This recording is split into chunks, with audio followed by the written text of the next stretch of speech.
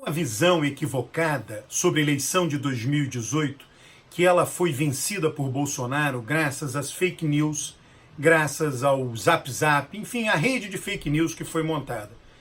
Essa visão menospreza a inteligência do eleitor. Acha que o eleitor não tem razões mais importantes para decidir o voto do que simplesmente olhar uma fake news. Na verdade, existem razões muito profundas para o voto em 2018. Primeiro, vamos ver o seguinte: o que ocorre na Argentina? Na Argentina ocorre uma avalanche de fake news, ocorreu já uma avalanche de fake news contra o candidato peronista Alberto Fernandes.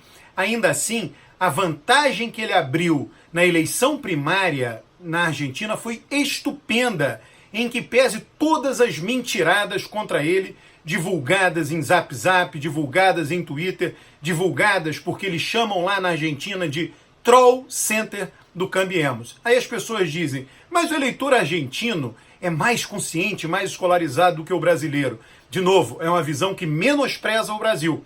A Argentina, no início do século XX, era muito mais rica que o Brasil. O PIB per capita da Argentina, o Brasil tinha somente 15% do PIB per capita da Argentina. Ao passo que ao final do século XX, agora, por esses dias, por esses anos, nós temos 80% do PIB per capita da Argentina.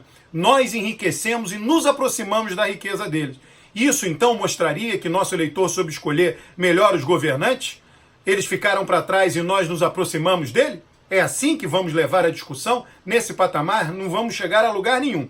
Nos Estados Unidos, por exemplo, os irmãos Koch têm uma empresa que é uma empresa de ponta em data mining, em espalhar fake news, ela junta o cadastro de consumidores dos cartões de crédito com o cadastro de eleitores. Pois bem, na eleição de meio termo dos Estados Unidos, a eleição de 2018, para a Câmara dos Deputados americana, eles inundaram a internet de mensagens anti-imigrantes para favorecer os candidatos republicanos. E qual foi o resultado da eleição? Os democratas venceram e ganharam uma folgada maioria na Câmara dos Deputados. Ou seja, fake news, notícias de internet não foram determinantes nem na eleição da Argentina, nem na eleição dos Estados Unidos. Por quê? Porque nos Estados Unidos a insatisfação com o governo Trump resultou na onda azul a favor dos democratas na eleição de 2018. Ou seja, em que pese todas as fake news, os democratas venceram porque as pessoas queriam mudança. Na Argentina a mesma coisa, em que pese todas as fake news, o Alberto Fernandes venceu porque o povo argentino queria mudança e ele representava a mudança. No caso brasileiro é diferente.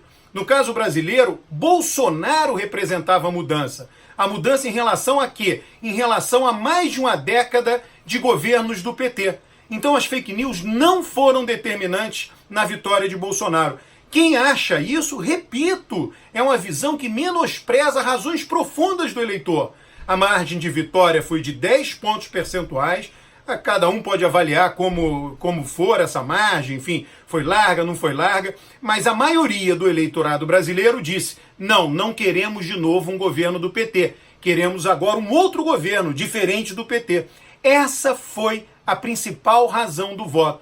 Fake news, Zap Zap, viabilizar uma decisão final de campanha. Se não fosse isso, teria sido outra coisa. Essa leitura de que pequenos fatores aleatórios definem resultado de eleição é uma leitura equivocada. É uma leitura que menospreza o eleitor e despolitiza a política, como se toda eleição pudesse ser decidida por fatores aleatórios que só ocorrem naquela eleição, quando na verdade nós podemos organizar os resultados eleitorais entre eleição de mudança e eleição de continuidade. A eleição de 2002 de Lula foi uma eleição de mudança. A eleição de 2006 de Lula foi uma eleição de continuidade. A vitória de Dilma em 2010 representou desejo de continuidade. A vitória de Bolsonaro em 2018 representou desejo de mudança.